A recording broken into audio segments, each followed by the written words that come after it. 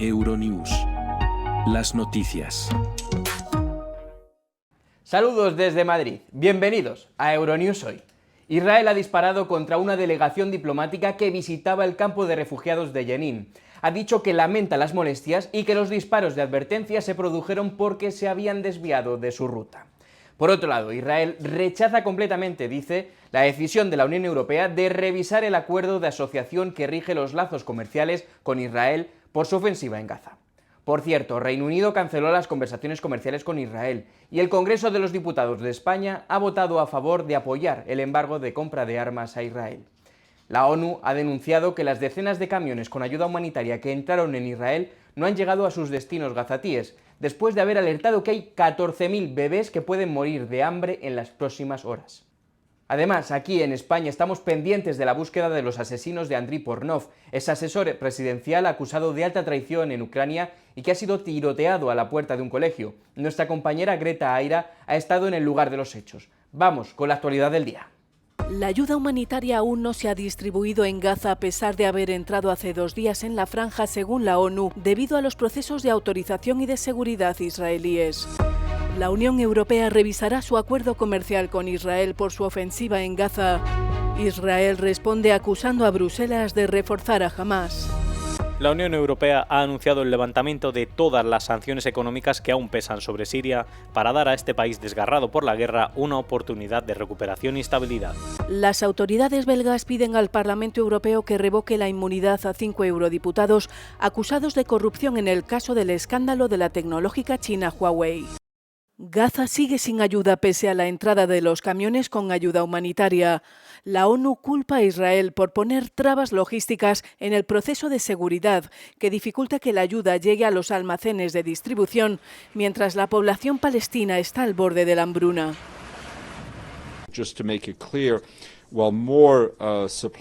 Para que quede claro, aunque han llegado más suministros a la Franja de Gaza, no hemos podido asegurar la llegada de esos suministros a nuestros almacenes y puntos de entrega. Al final, ayer se permitió la entrada de unos 4 camiones, no 5. Hoy tenemos unas docenas. Estoy intentando conseguir una cifra más exacta, pero en eso estamos. El punto es que la logística, las complicaciones de la seguridad y el entorno en general hacen que esto sea extremadamente difícil. Esta ayuda es la primera que llega a Gaza en casi 3 meses. La franja estaba sometida a un bloqueo total desde marzo, que ha impedido que alimentos, artículos básicos y suministros médicos lleguen a los palestinos. Debido al bloqueo llega muy poco material, no entra comida, así que la gente se muere de hambre. Llegan muy pocos suministros médicos, pero también hay que destacar el enorme grado de destrucción. Quiero decir que Han Yunis parece Stalingrado. Unos 100 camiones de ayuda entrarán en Gaza en el marco del nuevo plan israelí, lo que supone un fuerte descenso con respecto a los 600 camiones que entraban a diario durante el último alto el fuego. Benjamín Netanyahu solo permitirá que entre en Gaza una cantidad básica de ayuda para preservar el apoyo de Estados Unidos y sus aliados, que han criticado la situación de hambruna que se vive en la franja. La Unión Europea revisará su acuerdo comercial y de cooperación con Israel por su ofensiva en Gaza y el bloqueo de ayuda humanitaria. 17 ministros de Exteriores de la UE respaldaron la decisión, 9 votaron en contra y 1 se abstuvo. La medida fue presentada a principios de mes por el ministro de Exteriores neerlandés Caspar Veldkamp, mientras el Reino Unido ha roto la negociación de un tratado comercial con Tel Aviv y llama a conversaciones al embajador israelí.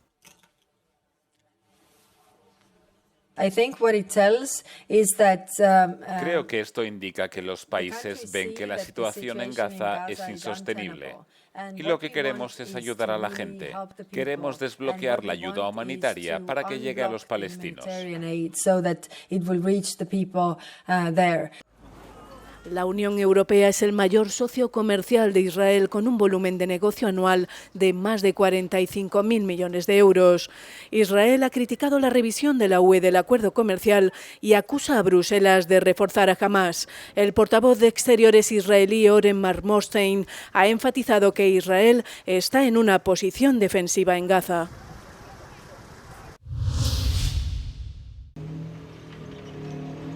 El gobierno británico anunció que suspenderá las negociaciones de libre comercio con Israel y nuevas sanciones contra los asentamientos en Cisjordania. El ministro británico de Asuntos Exteriores ha criticado las acciones militares de Israel en Gaza, así como la violencia de los colonos israelíes.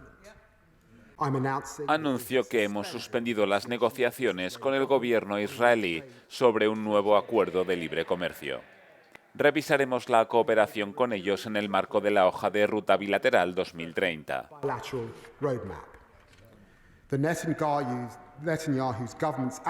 Las acciones del gobierno de Netanyahu han hecho esto necesario. Ayer, el ministro Smotrich incluso habló de fuerzas israelíes limpiando Gaza, destruyendo lo que queda de los residentes.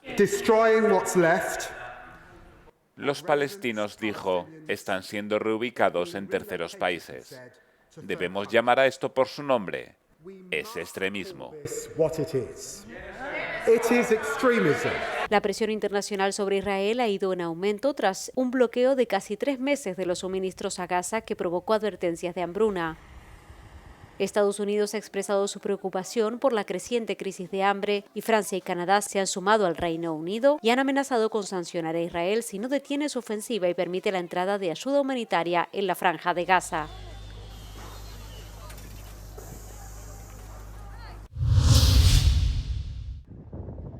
El gobierno israelí está estudiando una propuesta para establecer una nueva entidad en Gaza tras la derrota de Hamás, según un documento visto por Euronews, fechado en diciembre de 2023.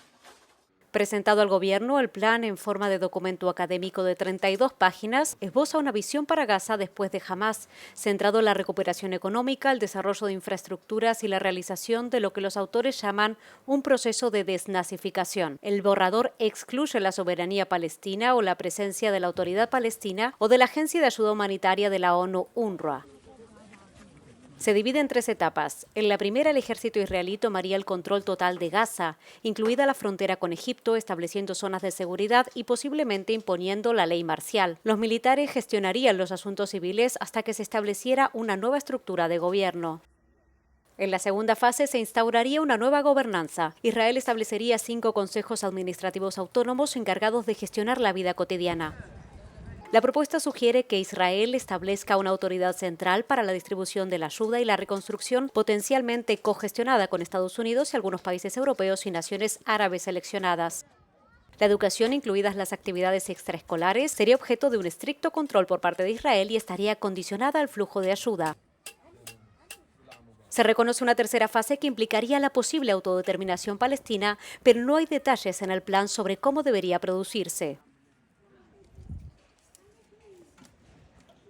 El plan critica duramente a la UE y la excluye del proceso. Afirma que la cooperación internacional no es esencial para su aplicación, pero sería útil para un éxito más rápido.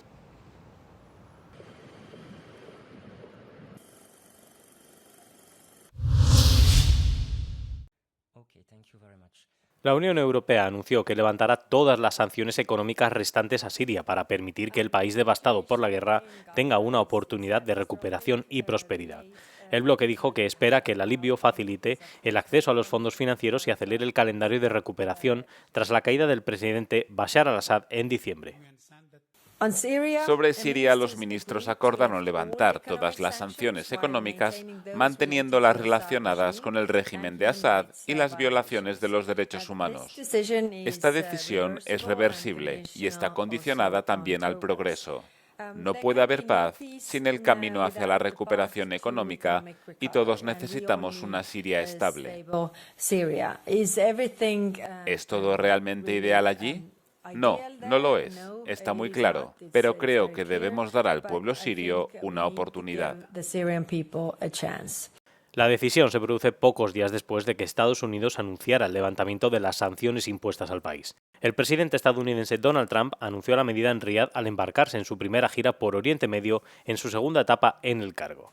La noticia fue acogida con satisfacción por el gobierno provisional sirio. Creo que se trata de un éxito conjunto con el levantamiento de las sanciones de Estados Unidos y hoy con el anuncio de las sanciones de la Unión Europea a Siria. Por supuesto, las sanciones que se impusieron a Siria no iban dirigidas específicamente a este país, pero tendrán un impacto positivo en la región. La alta representante de la Unión Europea para Asuntos Exteriores, Kaja Kallas, afirma que el bloque no tenía opción de ofrecer o no un alivio de las sanciones. Subrayó que las opciones eran levantarlas y esperar lo mejor o arriesgarse a otro Afganistán. Añadió que la Unión Europea seguirá de cerca la situación y actuará en consecuencia si se abusa de la confianza y no se logran avances.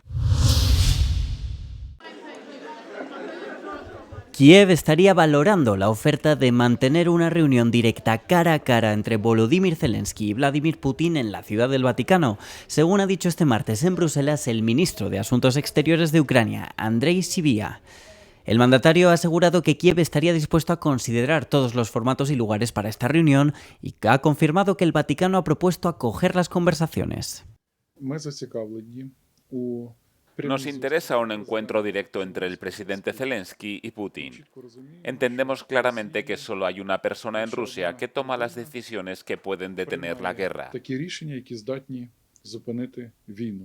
Estamos dispuestos a considerar posibles lugares para tal reunión.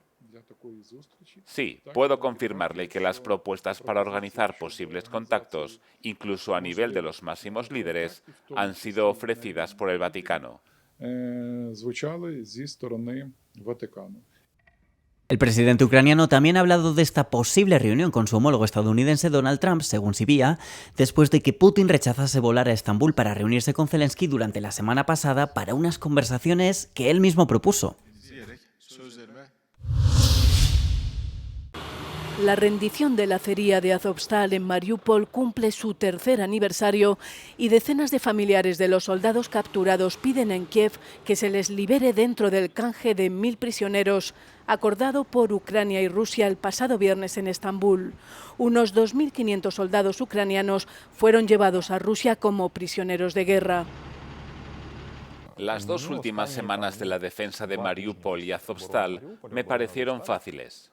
Yo había aceptado mi inevitable muerte y solo quería morir cumpliendo con mi deber. Así de sencillo. Los militares lo entenderían. Cuando te das cuenta de que todo se ha acabado y de que más de la mitad de tus amigos han muerto, entonces sabes que eres el siguiente y estás totalmente tranquilo al respecto. Presentas tus últimos respetos a tus amigos caídos. Vi el cuerpo de mi mejor amigo en la bolsa para cadáveres. Estaba tranquilo porque sabía que después me tocaría a mí. Hoy es él, mañana seré yo, o incluso dentro de 5 minutos. No tenía idea alguna de cara al futuro. Miles de prisioneros de guerra de la acería de Azovstal permanecen en cárceles rusas en brutales condiciones de detención.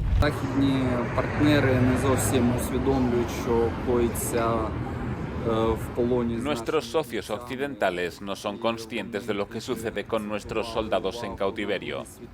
Siguen refiriéndose una y otra vez a la Segunda Guerra Mundial y que algo así no debería volver a ocurrir de nuevo. Y sin embargo dejan que suceda.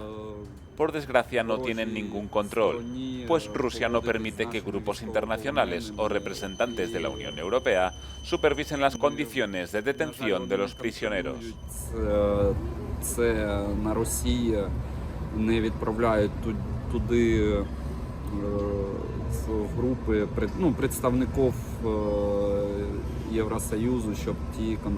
Cuando nuestros hombres regresan, a menudo pesan solo 30 o 40 kilos y tienen grandes dificultades para rehabilitarse. Una vida normal es casi imposible para muchos de ellos.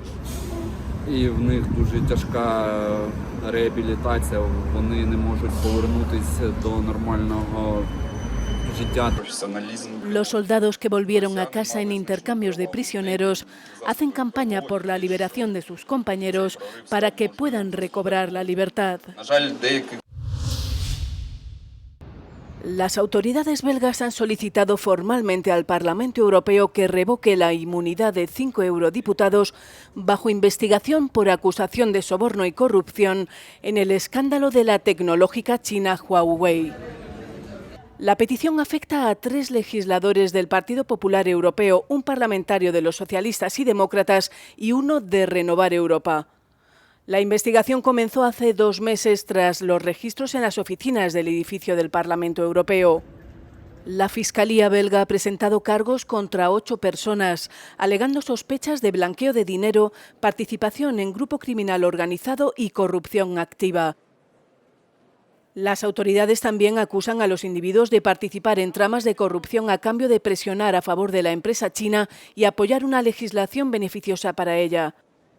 Se espera que la lista completa de todos los implicados en el escándalo se anuncie en una sesión plenaria del Parlamento Europeo este miércoles. Como les decíamos al comienzo del informativo, ha sido asesinado en Madrid Andriy Pornov, exasesor del expresidente ucraniano Yanukovych. Nuestra compañera Greta Aira se encuentra en el lugar de los hechos. ¿Qué conocemos hasta ahora? A las 9:15 de esta mañana, justo a la hora de entrada en el Colegio Americano de Madrid, un hombre era asesinado. Se trataba de Andriy Pornov, ucraniano de 52 años y antiguo asesor del expresidente Yanukovych, derrocado en 2014 tras protestas por suspender su acuerdo de asociación con la Unión Europea en favor de sus relaciones con Rusia. De momento sabemos que la policía española realiza una operación jaula con helicópteros, drones y también con controles por carretera en busca de los sospechosos. Serían por lo menos 2 y habrían huido por la casa de campo. Lo que sabemos es que no hay más heridos y que la investigación sigue en curso. Bueno, lo primero susto y no saber qué es lo que está pasando, ¿no? Entonces, bueno, yo he estado trabajando en casa y cuando empiezas a ver noticias y demás, pues no sabes muy bien cómo reaccionar. Mi mujer también trabaja aquí, entonces, bueno, ya me comentó que los niños estaban bien, que no había pasado nada, cerraron el colegio, con lo cual, bueno, esa parte te da cierta tranquilidad, pero bueno, con esa incertidumbre, ¿no?, de qué es lo que está pasando, ¿no? Y que, bueno, a veces lo ves que pasa en las películas, pero bueno, la realidad es otra cosa, ¿no? Y a veces te da este tipo de mensajes, ¿no?, que todo puede pasar. No, están bien, ahora voy a recogerlo, con lo cual, bueno, ahora a ver cómo se procesa todo eso, ¿no? Porque mi hijo tiene 8 años y necesitamos entender también cómo todo eso, pues, se digiere, ¿no? Porque al final, pues bueno, les tienen que explicar qué es lo que ha pasado y cómo negociar todas esas situaciones que son, bueno, anómalas, pero que pueden pasar. El colegio lo cerraron, todos estaban en lockdown, nadie podía salir ni entrar, tampoco sé mucho más. A los padres nos mandaron comunicación por email, nos han estado informando continuamente, con lo cual, bueno, en ese sentido, al menos sabíamos qué es lo que estaba pasando. El abogado ucraniano Andriy Pornov fue asesinado a tiros este miércoles frente al Colegio Americano de Pozuelo de Alarcón, un suburbio adinerado de Madrid. El hombre de 52 años fue asesor del expresidente prorruso de Ucrania, Viktor Yanukovych, que suspendió la firma de un acuerdo de asociación con la UE, lo que desencadenó las protestas del Euromaidán de 2013 y 2014. Según fuentes policiales, Pornov acababa de dejar a 2 hijas en el colegio cuando varios hombres armados abrieron fuego, alcanzándolo en al menos 3 ocasiones. La policía recibió una llamada y acudió al lugar de los hechos. De momento no hay detenidos. Presentaba lesiones incompatibles con la vida, ocasionadas por 3 disparos al menos por arma de fuego, con lo cual solo ha podido confirmar el fallecimiento de esta persona. Durante la presidencia de Yanukovych, Pornov fue considerado una figura pro-Kremlin y ayudó a redactar leyes contra el movimiento de protesta Euromaidán. Tras la huida de Yanukovych a Rusia, Pornov fue sancionado por los gobiernos occidentales por sus acciones como parte de la administración anterior. Posteriormente fue retirado de la lista negra de la UE. El negociador comercial de la UE, Maroš Šefčovič, ha confirmado que las normas del bloque sobre seguridad alimentaria no son objeto de negociación en las conversaciones con Estados Unidos sobre aranceles. La UE y Estados Unidos están inmersos en unas conversaciones que tienen como límite principios de julio, después de que el presidente estadounidense Donald Trump diera un plazo de 90 días para negociar. Washington ha denunciado las normas de seguridad de la UE sobre productos agrícolas como una de las razones de la guerra arancelaria. Hemos dejado claro que preservaríamos nuestra autonomía regulatoria. Siguiendo un poco el debate que hay en Estados Unidos, se ve que hay también una conversación en torno a tener alimentos más saludables, cuál debería ser la composición de los alimentos, etc. Y creo que ya hemos tenido estas conversaciones en Europa y estamos muy orgullosos de nuestras normas de salud y seguridad en cuanto a alimentos y producción agroalimentaria, y vamos a atenernos claramente a ellas. Así que eso no está abierto a la negociación. Creo que en lo que respecta a asuntos de salud y de seguridad, esto claramente no será objeto de negociaciones. Mientras tanto, el negociador de la UE dice que está presionando para lograr un acuerdo justo y equilibrado con Estados Unidos, pero afirma que el bloque está dispuesto a aplicar hasta 95.000 millones de euros en contramedidas si fracasan las negociaciones. Ya estamos pagando un 10% de aranceles. Ya estamos pagando el 25% de aranceles para el acero y los coches. Y realmente creemos que esto simplemente no es justo. Así que queremos resolverlo a través de soluciones negociadas. Pero por supuesto tendríamos que proteger los empleos y las empresas europeas. Y por ello iniciamos las consultas sobre eventuales medidas de reequilibrio.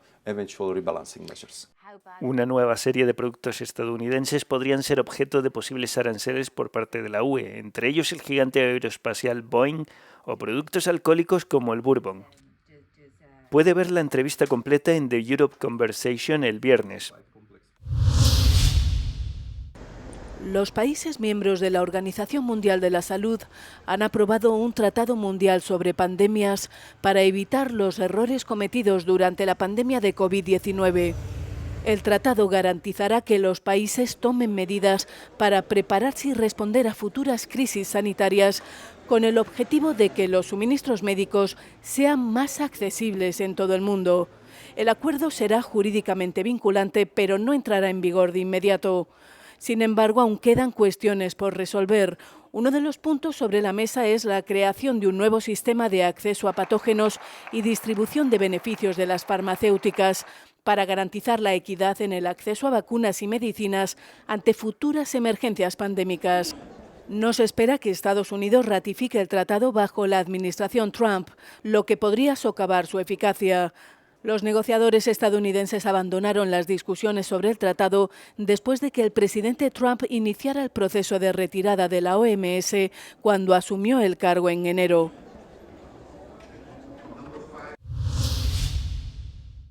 En Francia, las violentas inundaciones que azotan el sureste del país dejan al menos 3 muertos. En la localidad costera de Le-Vendoux, en el departamento de Var de Provenza, Alpes, Costa Azul, se encontraron los cadáveres de una pareja de octogenarios tras la repentina inundación de la zona. Más al norte, en la localidad de Vidoban, un hombre perdió la vida al quedar atrapado en su automóvil arrastrado a una zanja en una carretera inundada. Fue violento, incluso aterrador. Todos nos pusimos a resguardo. Mi coche estaba aparcado y, como se puede ver, fue arrastrado. El aparcamiento se derrumbó. Francamente, rara vez he visto algo así. No hay más remedio que esperar. No hay electricidad, no hay agua potable. Todas las carreteras están cortadas y no podemos volver a casa. Las lluvias torrenciales han causado daños generalizados en toda la región, inundando calles y provocando cortes de electricidad y agua. Según las autoridades locales, más de 600 hogares siguen sin suministro eléctrico. Los daños ascienden a varias decenas de millones de euros. También se ha interrumpido el servicio ferroviario por daños en las vías debido a la crecida de las aguas. Centenares de equipos de rescate han sido enviados a la región desde ciudades cercanas como Cannes, Toulon y Saint-Tropez. En España, las fuertes precipitaciones que han caído en los últimos meses han llenado los embalses de todo el país, dejando imágenes como esta del embalse de El Atazar, en la Comunidad de Madrid. El mayor pantano de Madrid vierte agua por primera vez en 34 años por su compuerta superior, al alcanzar su máximo nivel de almacenamiento. Las abundantes lluvias contrastan con la pertinaz sequía del año pasado. Los científicos afirman que el cambio climático está agudizando las oscilaciones entre la sequía y los aguaceros. La Unión Europea en la diana de los productos falsificados. Los productos falsificados inundan los mercados mundiales. El comercio de falsificaciones está valorado actualmente en unos 417.000 millones de euros, lo que representa el 2,3% del total de las importaciones mundiales. La UE tiene un gran problema con ello. Alrededor del 4,7% de sus importaciones, por valor de más de 100.000 millones de euros, corresponden a falsificaciones. Alemania encabeza la tabla mundial, representando más de una cuarta parte del valor total de los artículos falsos incautados. Francia y Bélgica también son objetivos prioritarios, con el 9% y el 7% del valor mundial incautado respectivamente. El principal origen de estos productos es China, más del 50%, que encabeza tanto el número de incautaciones como el valor de los productos falsificados, seguida de Turquía 22% y Hong Kong 12%. Los artículos de ropa son los productos falsos más vendidos, pero no se trata solo de bolsos de imitación. Los funcionarios de aduana interceptan cada vez más productos que entrañan graves riesgos para la salud y la seguridad, sobre todo juguetes y cosméticos respectivamente en sexto y séptimo lugar en cuanto a cantidad incautada.